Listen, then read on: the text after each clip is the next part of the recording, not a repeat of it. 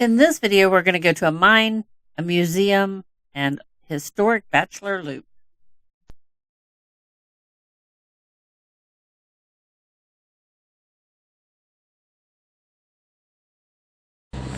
Okay guys, welcome to Last Chance Mine. This mine, y'all heard the history, right? Yes. Okay. Now, whenever I say back in the day, I am referring to late 1800s, early 1900s, y'all. Alright, now, first off, right over here, y'all see this right here? We blasted this mountain out for two reasons.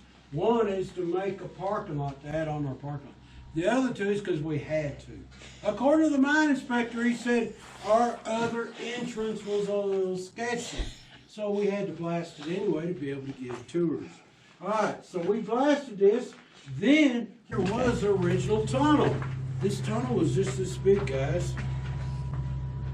So this is where they were following the vein of silver. It was a foot to 2 foot wide, a foot to 2 foot deep. They had no problem following this silver back in the day. This is not the clay they'd use to make potteries. The other stuff, like I was telling you about the other one, and we're going to see a clay dome down here in a minute too. All right, now if you look real close, this is your amethyst vein and agate. But this is still not a good vein. Look right here, guys. Now, this is a good vein. You can see the agate. That's the bluish gray. And you look at it, it looks like bacon because it's got the strips. It's called sow belly agate. That's why it's called sow belly agate. It's because it's named because it's looked like bacon. Now, you got sow belly on both sides. You got amethyst in the middle of it, guys. So that's what's going on here. Hey, right here, guys. You see that bluish color or grayish, whatever you call it, mixed in with the white? Now, this is great clay because you don't even have to paint it. When you mix this stuff up, it'll have swirls of blue and gray in the pottery when you fire the kiln. And this is solid white. So we're going to proceed. Yep. That's silver, guys. So the silver, they were following a silver vein here. They wasn't worried about that little bit of silver. There's a whole bunch of silver in all of this clay. But they wasn't worried about that. It takes too much to get the silver out of the clay because they got to melt that down and solidify it, and then they got to drop the silver down. It's just like panning for gold. The Last Chance mining tour offers a real insight into how mines work. They offer several different mining tours and plan on opening a section of the mine that you can go in on your own and do your own mining. The weather was bad when we were there, but if you go on a good weather day, you can go down to where the tailings from the mine were dumped and search for treasure. Well, rocks. This was a fun tour, and I would love to go back and do some mining and search through the tailings for my own treasures. Oh, and they also said the mine is dog friendly, so you can bring your dog along if you want to. I just have a few pictures of the fire station and museum, but it is definitely something fun to check out if you're ever there. The museum takes about 30 minutes maybe to walk through and see the sights.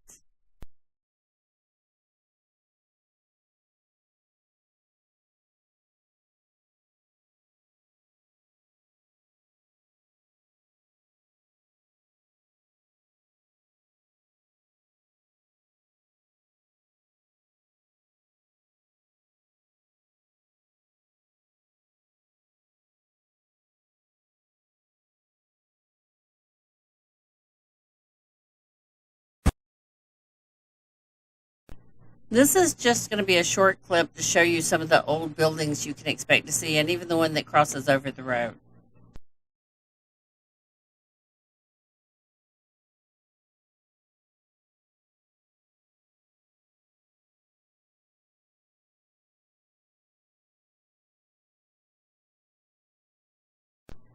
Bachelor Loop Historic Drive is a 17-mile loop.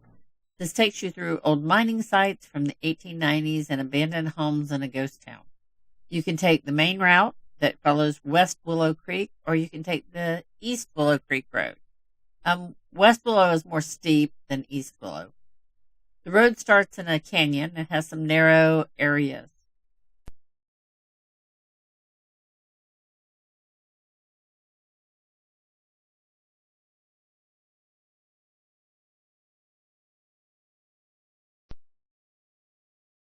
It goes past some old mining structures and even some that cross over the road. The history here is amazing. You will want to watch out for other vehicles as well as bicyclers and hikers on this road. Most of this road, if not all of it, is fun for any vehicle. There are a few steep areas, and it really depends on the weather conditions as well as your vehicle.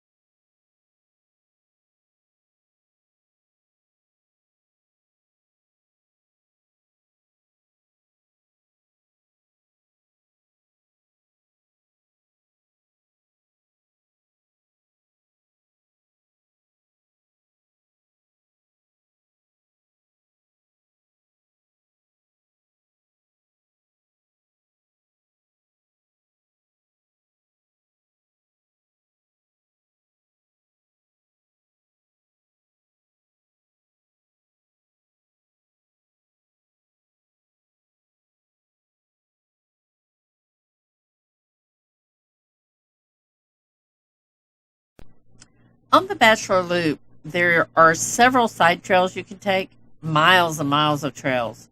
We explored several of them. One said it was to a waterfall, which sounded great. It takes you most of the way there.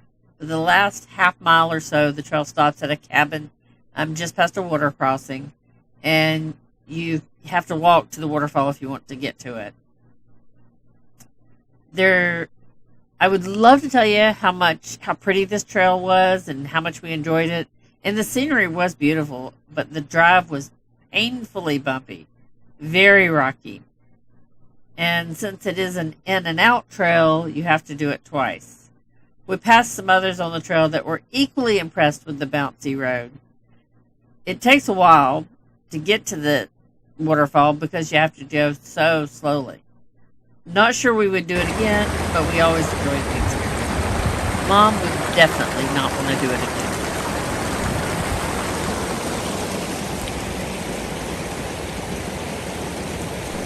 One of the fun trails off of the Bachelor Loop is Rat Creek Trail. Definitely a fun trail, and you can go up to the top to Mineral Creek Overlook for a great view. The trail itself wasn't difficult. There were a few water crossings. It was an amazing trail. All of us really enjoyed it. It's on the south end of Bachelor Loop. Definitely recommend doing it.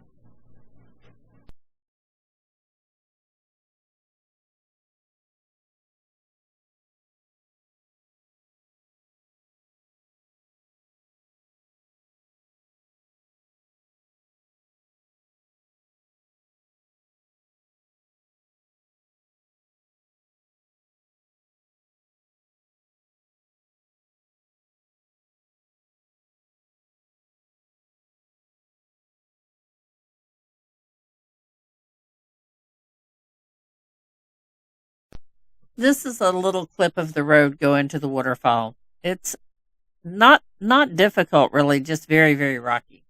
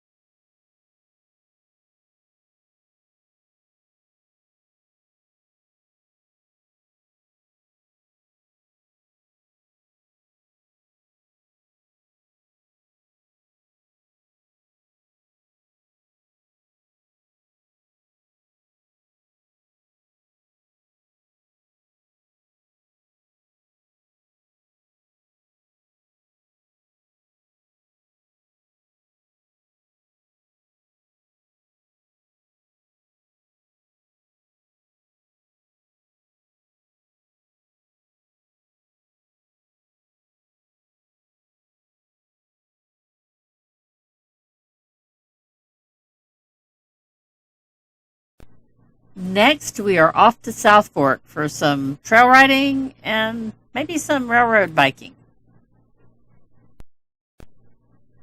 Please like and subscribe. Thanks.